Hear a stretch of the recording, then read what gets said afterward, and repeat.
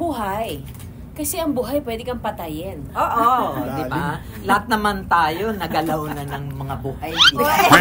Grabe.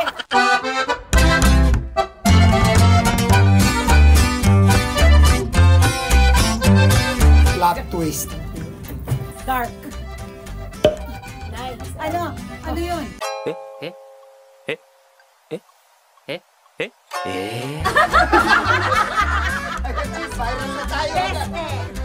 Marim-marim. Uy! Ang dami. Oh, marami lang syllables. Marami lang Sa akin talaga. Adventure. Wow. Dangerous. Kian. Uy. Gimbal. Sindak. Barbara.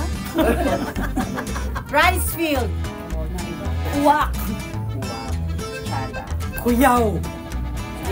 Tiimbagang.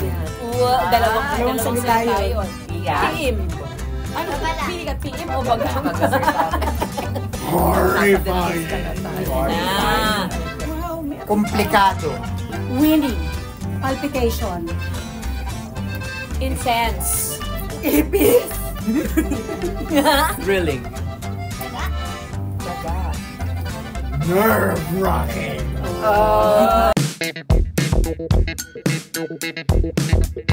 Sir Bod, saan ka mas takot? Ipis or daga? Ipis. Bakit? Maligasgas ang mga kamay. Ew. Daga. Peste. Selfie. Ipis or daga? Daga. Kasi meron siyang virus. May virus. Rabies. Rabies. Ayun. Ipis? Kasi lumilipad. Ipis, I hate it with a passion. Kasi ang baho niya. Tapos, di ba pag lumilipad? Hahabulin sa'yo sa'yo, diba? talaga lumalangin. Hahanapin ka niya. At saka to think, magkaka-atomic bomb na raw, yung pa ang matitira. Ipis na buhay. Sa lahat talaga ng pest. Ew! Ang baho. Ay, tanda lang. Kawawa naman. Ipis. Ayoko yung sound ng lumilipad na... Ang baksak. Pala yun. Ang taba ng katawan pagka ganyan ang tunog. Bakit? Kasi po nagka-crawl sa wall. Nag-control sa wall. Sir Tom. Daga. Bakit po? Bakit daw? Bakit? Nangangagat. May rabies. Tama. Next Virus po. ba naman ang sinabi? Sir Mon, Gusto mo yung saan ka virus? mas takot? Buhay o patay? Patay. Bakit po? Ano na? Baka gumalaw eh. Katakot yung pag gumalaw Mr. eh. Liz, buhay or patay? Buhay. Bakit po? Mas maraming maidudulot na problema. Kaysa sa patay na hindi gumagalaw. Miss LT, buhay or patay? Sa buhay, mas matatakot ka dapat sa buhay kaysa sa patay. Bakit po? Kasi yung buhay gumagalaw pa, pwede pang gumawa ng kahit na ano. Ang patay na, steady na lang. Steady. Steady na lang. Literal. Until. Steady. Buhay. Kasi ang buhay pwede kang patayin. Ang patay, hindi ka mabubuhay. So, tayo sa buhay. Miss Chanda, buhay Sa or buhay, ang dami niyang pwedeng gawing malagim, pananakit, lahat ng capable siya of hurting other people. The whole humanity kasi buhay na siya. Sampid ka lang dito! Oo, di ba? Lahat naman tayo nagalaw na ng mga buhay dito. Grabe. Mag-ingat kasi sinasabi mo dito sa Diba? Anong klaseng paggalaw? Teka muna nagalaw, Bisaya, kasi ka nang ano ba, naapektuhan na ba sa Okay, mga yan. Maganda yan. In some way, naapektuhan. Kagalaw tayo.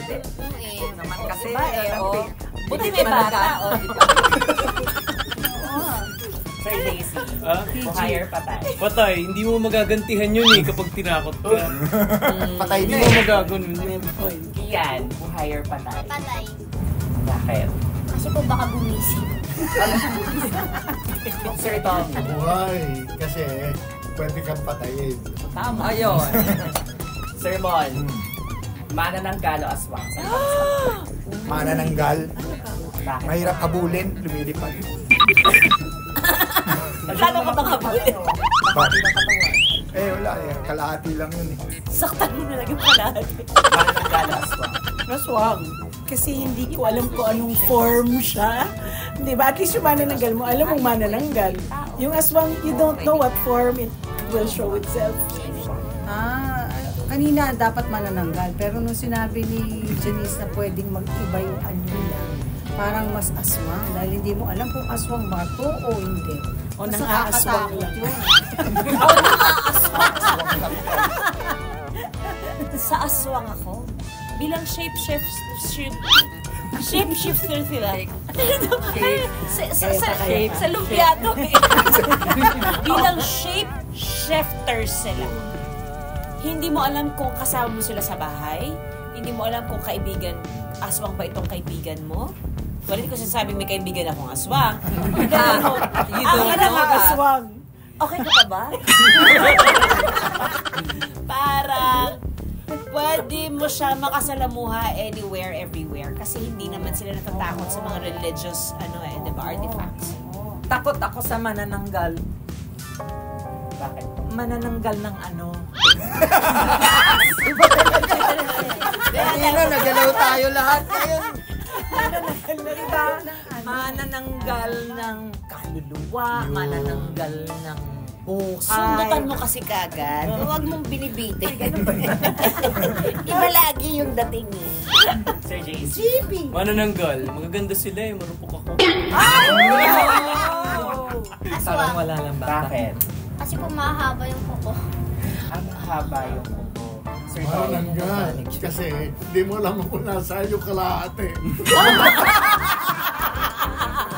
Tama, may point. Right. Sir Bon, manakot or tinatakot? Manakot. Bakit po? Para ako yung nagko-command at nagli-lead. Hindi ako yung tinatakot. Manakot, syempre. Ayoko yung matakot. Parang mas masarap sa pakiramdam yung manakot. Kaysa yung ikaw yung natatakot. Pero okay din naman yung pareho, both ways. Kasi may takot pa rin. Ako, parang gusto ko natatakot. Tinatakot. Masarap kasi kuminsan yung natatakot ka. Yung sisigaw ka lang ng sisigaw na walang kapararapan. Papaus ka. Malalim, di ba? Papaus ka. Papaus ka. Nananakot. Pero iba ako manakot. Ako mismo ang natatakot sa sarili ko. Ako, tinatakot. Para alam ko kung hanggang saan ko kaya. Tinatakot. Bakit? Kasi lagi siya nananalo. Malalim na sagot. Tinatakot kasi pwede ka magtago. Tama. Last na po to. Sir Mon, saan ka mas takot? Makaharap ang espantaho o mapaniginipan ng espantaho? Makaharap ang espantaho. Dahil pwedeng may gawin siya sa'yo anytime. Hindi mo masyadong tansyado. Yung panaginip kasi sa isip lang. Hindi ba pwedeng pareho? Sige, makaharap na lang. Kasi yun nga, baka may pwedeng gawin. Mas may laban ako kapag makaharap ko kaysa sa panaginip ko. Pag yung panaginip, nightmare na yun, edi tigok ka. Patay agad? Pwede ka nagising? Hindi na nagising. Hindi na nagising. Bad dream bad dream, di ba? Makaharap. Kasi bak nakaharap ko siya, malamang wala na akong kinabukasan.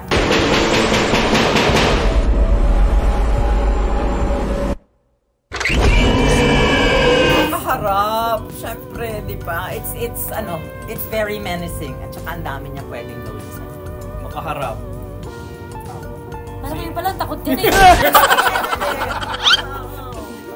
Parang napapaniginipan mo na eh. Makaharap. Bakit? Kasi baka patayin ka.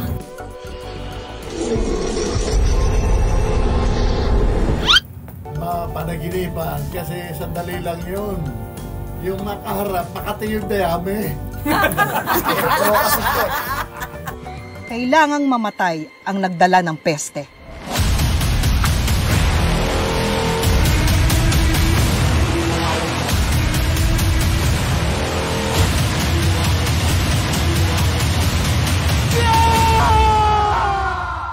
Nay, tignan mo.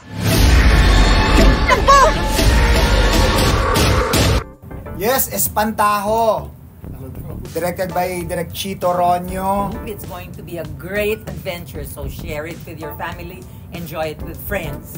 Watch Espantajo to complete your Film Fest experience. Tatakutin at paiiyakin po namin kayo ngayong Pasko. So, unahin natin ang Espantaho sa inyong listahan. Ano rin po ninyo ang Espantajo, December 25 showing at lahat po ng kalahok sa Metro Manila Film Festival.